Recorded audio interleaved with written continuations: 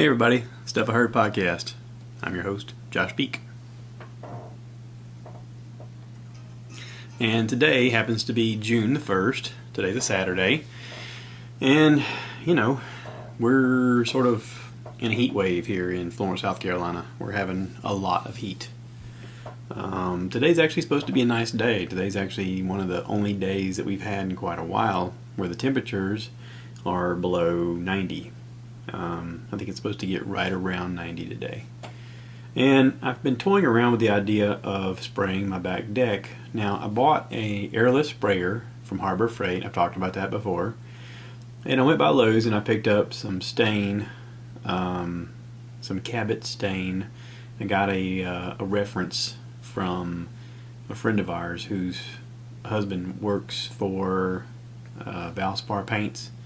And he was saying, oh, listen, the Cabot and he said, in my opinion, the Cabot and the Australian, whatever they call it, Australian oil are two of our best stains that you could possibly use.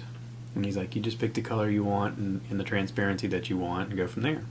Well, I decided on a semi-transparent because I like a little bit of tint. I don't want it to be clear.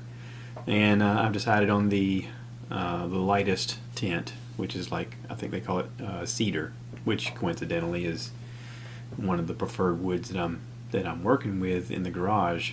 And I've thought about going out there and doing it today. I'm not really sold on the idea of doing it today. I woke up at 6:30 this morning and part of my brain was like, hey, let's go outside and let's do this. Let's just do it. Let's just do it. And I've got this element of my personality that drives me. Where I look at things that need to be done, and a lot of people will look at that and they'll go, well, we'll wait and we'll talk about it and we'll formulate a plan and we'll get others involved and we'll do this and this and this and this and this and this and this and this. And then they may get started with their project or they may not. They may talk themselves completely out of it. I've talked to people about starting their own podcast, and I've had lots of people come to me and say, well, how do I get mine started? And I was like, here, I'll help you.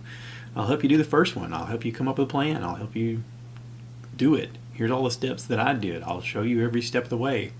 Okay, yeah, I just got to think about it for a while. Okay. When I hear things like, okay, well, let me think about it for a while, what I hear is, I would do it if I had any motivation or desire. But I don't. What I have is an idea, and that's it. Now, a while back, I went with my buddy Greg to visit his mom, Donna, and her fella Frank. And while we were touring their construction of their house that they're building by themselves, just the two of them, this enormous structure that's so impressive you would be like, holy cow, I can't believe the two of you have done all this by yourself. This structure is so impressive, and they are so impressive. And in the tour, I was presented with a piece of wood that was stacked up amongst other pieces of wood, just stacked. And for some reason, I felt compelled to basically beg Donna to let me buy one of those pieces of wood from her, because I couldn't understand it, I couldn't describe it, I could not put it into proper words, but I felt like something was drawing me to do something with this wood. And a lot of people will look at ideas of something they want to do and they'll talk about it and they'll let it go, and I'm not that way.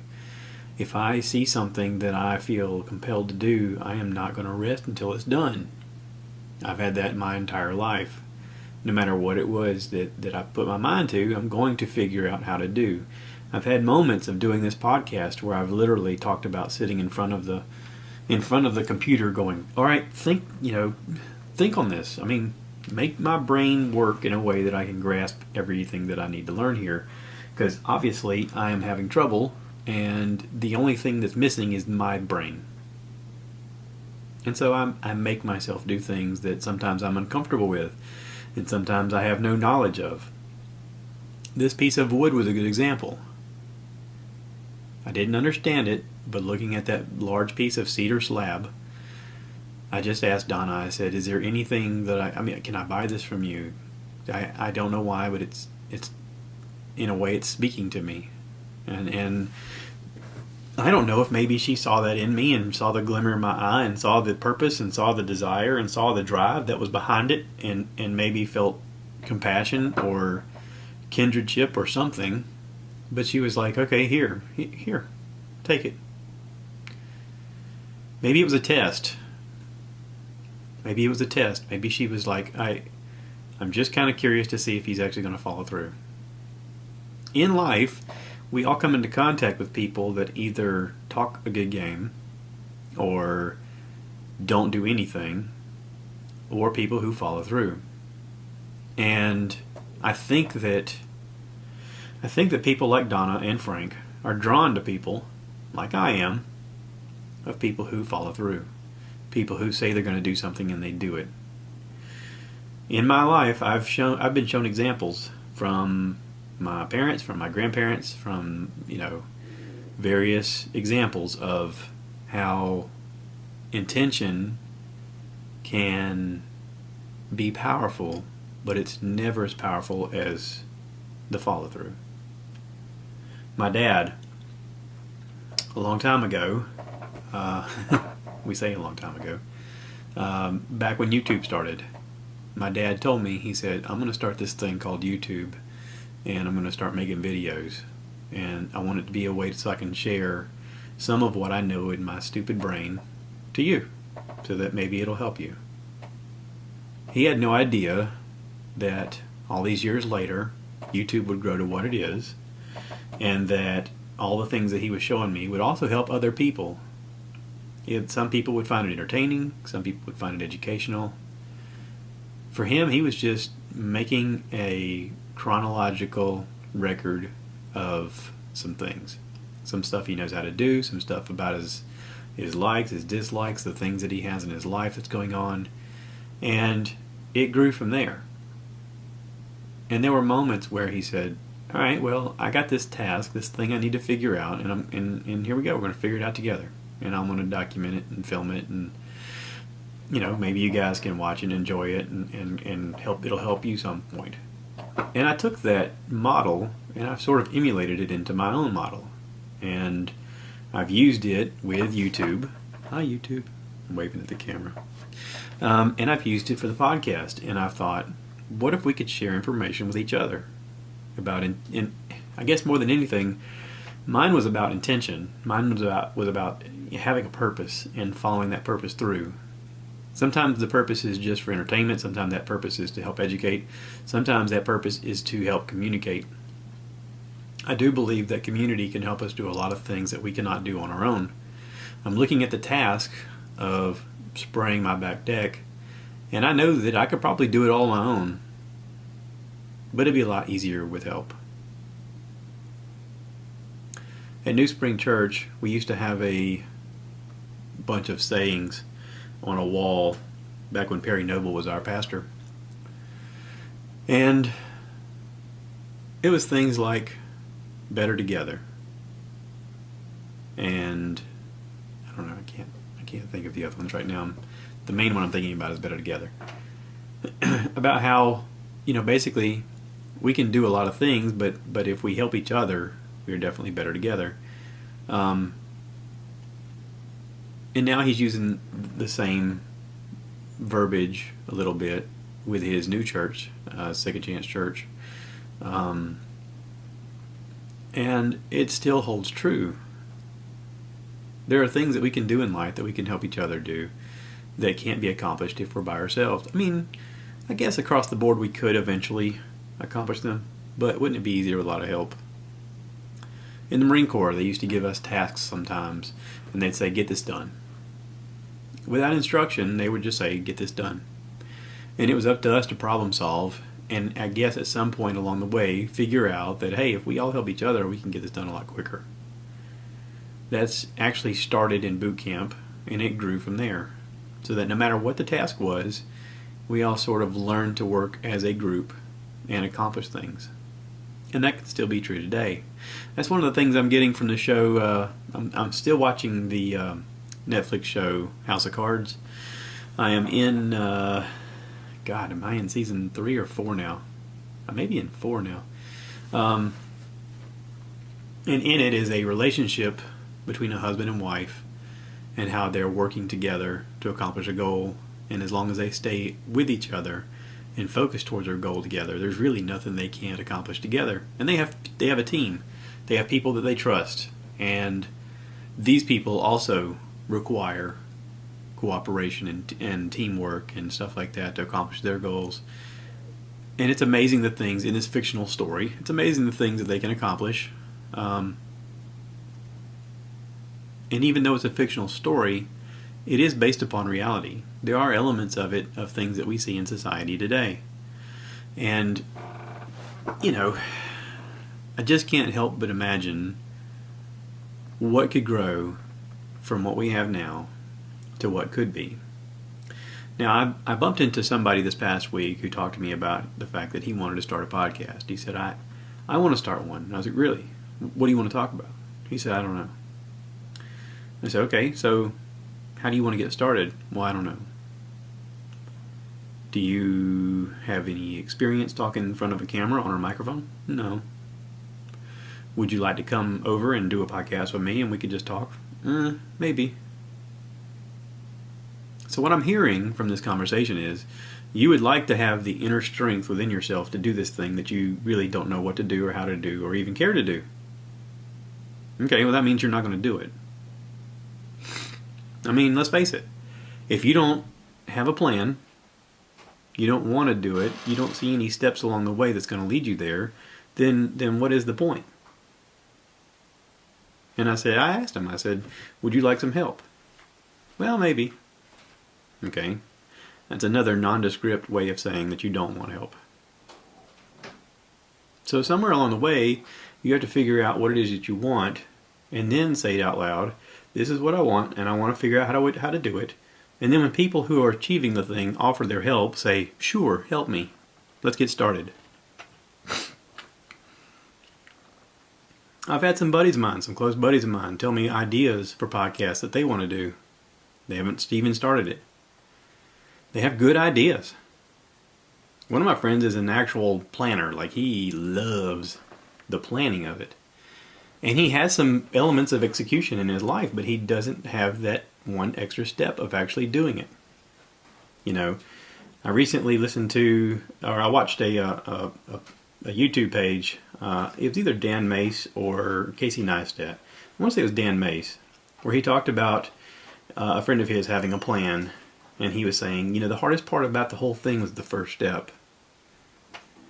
Everything that I wanted to accomplish with this company, the hardest part was the first step. I didn't know how to get started, and I was afraid to get started. And fear happened to be the one thing that was holding him back.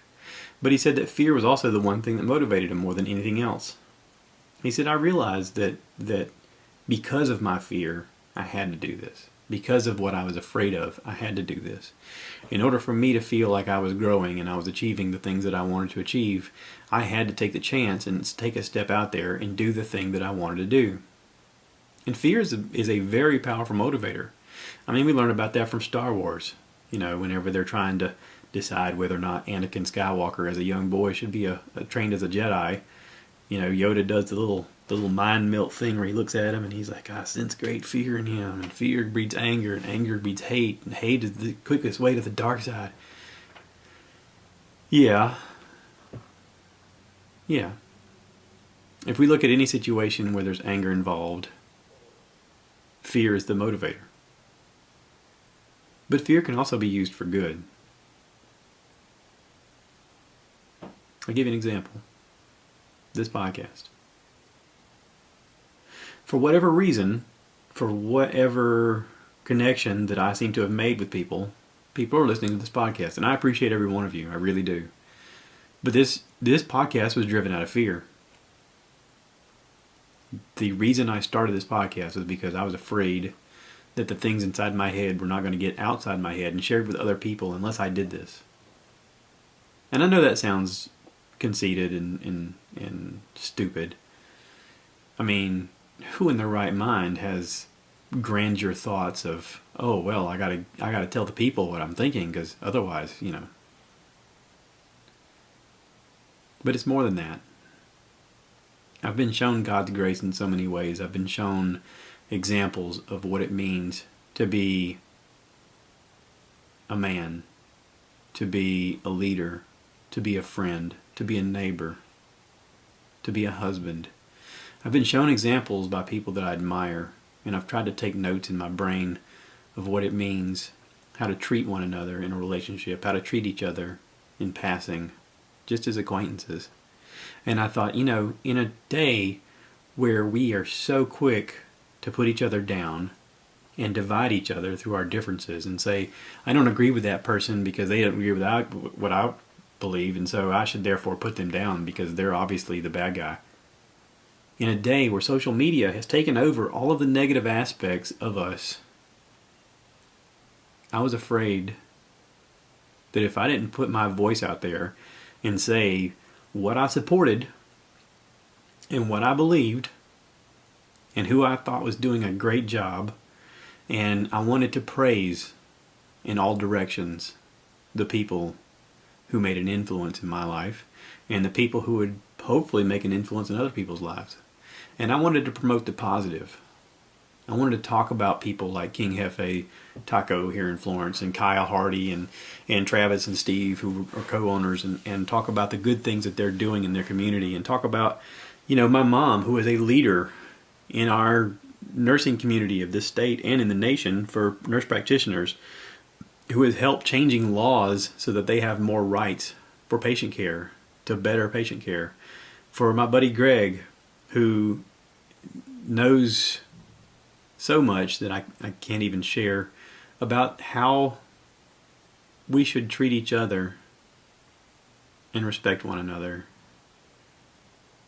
And there's so many examples of people that I come into contact with that impress me every day.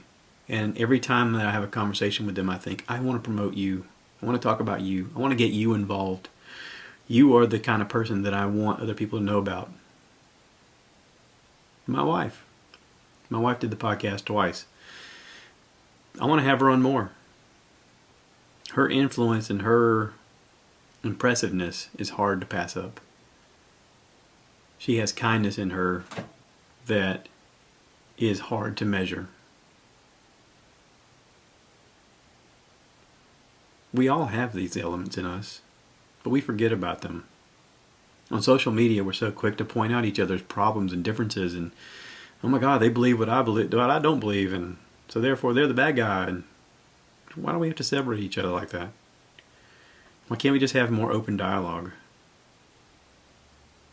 In a relationship, it's important to understand that you're going to have disagreements. You're different people. You have different desires, different fears, different wants, different selfish pride.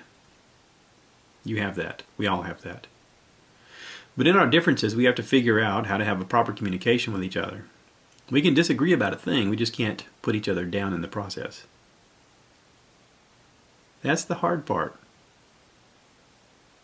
When I'm looking on my Facebook and I'm scanning through things, all I see is people calling each other out and trying to belittle each other. I can't stand the things that go, if you believe this, just unfriend me now. And I'm like, whoa.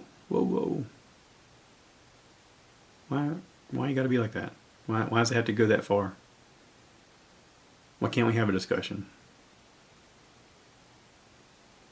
It's not the easy conversation to have. And I'll be honest, there are conversations that I'm not excited about talking about because it puts me in a state of fear of, am I going to overreact? Am I going to not think about this with a level head because I've already got a preconceived notion of how I feel? Joe Rogan talks about how in conversations, he said, I just want one politician to go, you know what? I used to believe this and I thought about it and I weighed the options and I've come to the conclusion that maybe I don't know what I'm talking about this subject, and maybe I should learn more. I mean, that's what growth is about, right? As we grow into proper humans, as adults. At some point, we're supposed to grow and go, oh, wow. I used to believe the earth was flat. Turns out it was round. Holy cow. Right now, flat earthers are like, you're full of crap, man. It's all a fake. Flat earther. Round earther. Whatever. Do I want to have a conversation with those people? Sure. I think it'd be hilarious. But if you notice, the only people out there who are saying that the Earth is flat is people from this country who have it a little too good. They're a little too affluent. They get to question things like gender and whether the Earth is round or flat. My brain's exploding just thinking about it.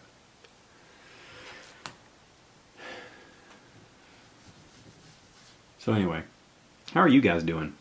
I don't get to talk to you guys. I sit on here and I talk a lot and I ask questions and I'm like, give me some feedback, and I get nothing back. Every once in a while I'll get a YouTube comment. Someone's like, hey, loving the podcast, keep it up. Hey, that was a good guest. Everybody liked Jan, apparently. Got a lot of people giving me feedback on Jan. My wife was like, why didn't you ask him this stuff in this order? Like chronologically. When did he move here? When did he do this? When did he do that? When did he do... I was like, okay, those are the things you're curious about. And I said, if you want, I can have him do another podcast and you can ask him the questions you want. No, that's okay. I'm like, I get it.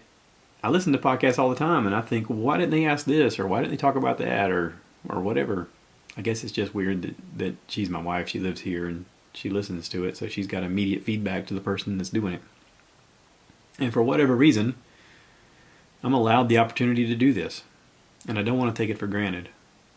So I am listening and I am taking in the information, and who knows, those conversations can come up in the future. But seriously, how are you doing? You the listener. I'm kind of curious about a few things and nobody's giving me any real feedback. Where do you listen to this podcast? Do you listen to it through iTunes? Do you listen to it through Spotify? Google Play? What is the platform you prefer to listen to this on? I get data that gives me like a little diagram on the Anchor FM page. And it tells me, this percentage listens through Spotify, this percentage listens through iTunes, this percentage. And I'm like, okay, well, that tells me a little bit, but like I'm not hearing from any of these people.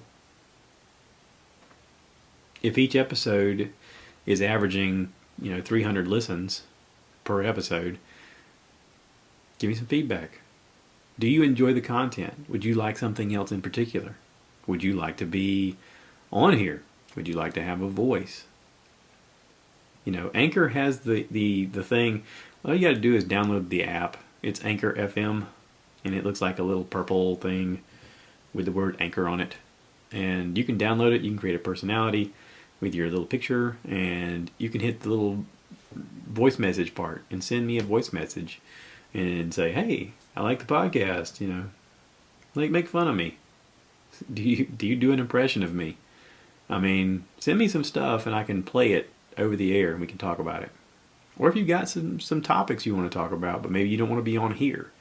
Maybe you could just be like, hey, can you talk about so-and-so? Listen, I've done, this is episode 110. I can talk about pretty much anything. Just give me a topic. That's not to say that I don't have anything to talk about, but I literally just hit record today with nothing to talk about, and so far I've done 23 minutes, so there you go. Haha, ta-da. Oh. I have been under the weather all week, and I've been fighting it. And so I haven't really consumed much of content to talk about. There is a lot of stuff that has come on Netflix recently that I don't have time to watch. I watched the first episode last night of a show called Outlander. I think originally it was on the Stars. And it appears to be about a woman who somehow time travels. Like she's in love with this guy in the, I'm guessing, 1930s or 40s. And she comes up to this stone structure, kind of like Stonehenge, and she sees a ceremony, and she comes up the next day and she touches this rock, and then all of a sudden she's in the middle of the Revolutionary War, but not in America. It's like between the Brits and the Scottish. And I was like, ooh, here's an element of time travel that I haven't thought about. It reminds me sort of like a Harlequin romance novel, but with a sci-fi element of time travel. It looks pretty cool. I've heard it talked about before on listening to other people's podcasts. They said they really enjoyed it, and I only watched one episode, and I gotta say, it does have me intrigued to watch more. But there's a lot of shows out there. Golly, there's a lot of shows out there. And I just don't have time. I still want to go see John Wick, the third one. I hear it's really amazing. You know, Keanu Reeves has got the market covered when it comes to, you know, assassins and just total badassery. Is that a word? Did we just make up a word? Total badassery? How would you spell that? Anywho, listen, I'm going to wrap this up early. I've had a long week of getting up at 2 in the morning. My sleep is all over the place. I'm supposed to do that again next week for a day or so. And so I will struggle through and strive and continue. And I look forward to hearing some feedback from you, the listener. Give me some information. Talk to me. My mom once said that communication is like throwing a football.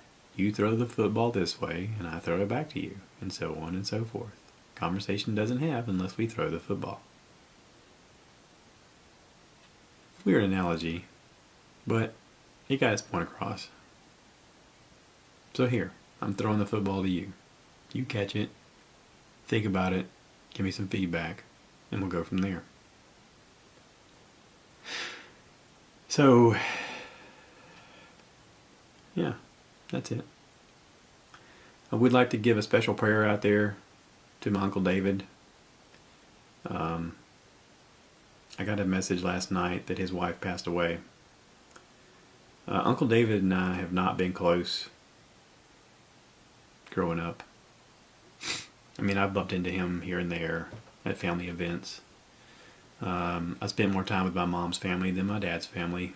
And Uncle David is sort of the young man who never really wanted to grow up or accept responsibility, or I don't know. He always seemed to me like a free spirit.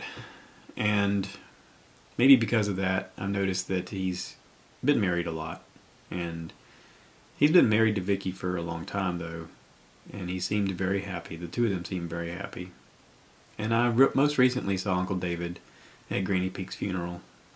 And I noticed that he is getting up in age. And his wife was having trouble getting in and out of the car, and I helped her get out of the car. And Vicky was very pleasant to me. And she passed away yesterday. And I can't help but feel love and compassion to him and their family. And just wanted to say I was thinking about you, Vicky, and you, Uncle David. So, reach out to family. Even if it's family you ain't talked to in a while, reach out to them. It matters. Alright, I love you. Y'all take care. And cue the cow. Bye.